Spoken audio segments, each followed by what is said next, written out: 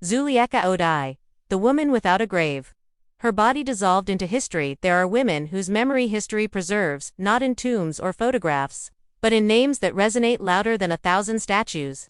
Yamina Ben Cherad, better known by her nom de guerre Zouliekha Oudai, is one of those immortal flames that no wind could extinguish. She is the martyr without a body, the woman without a grave. But above all, she is the living echo of Algerian resistance against French colonialism. Born on May 7, 1911, in Kolea, Hadjout, she grew up in the rebellious city of Cherchell, within an engaged and patriotic family. The pain and oppression endured under French occupation forged in her an early political awareness and an unquenchable thirst for freedom. She would later lose her eldest son, Habib, fallen on the battlefield, followed by her husband, Hadj, also martyred by the colonial army. Far from breaking her, these losses only strengthened her resolve. Zouliekha became a cornerstone of the underground resistance in the Cherchell region.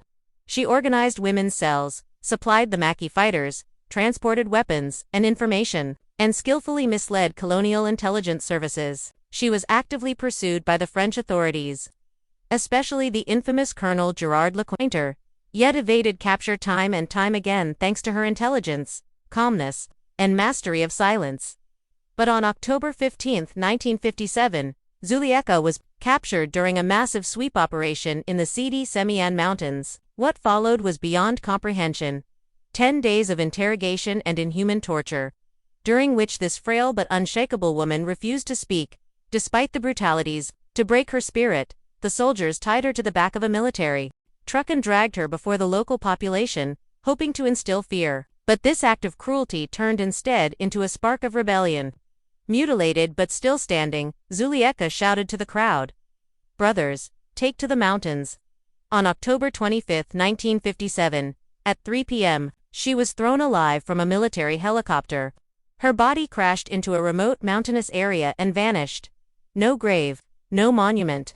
For 27 years, she remained a corpse without a burial.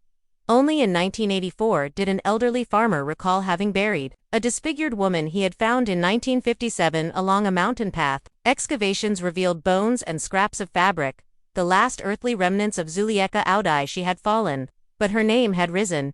Even today, Zouliekha embodies Algeria standing tall, a woman of unimaginable courage who defied one of the world's most powerful armies with nothing but her voice, her faith, and her heart.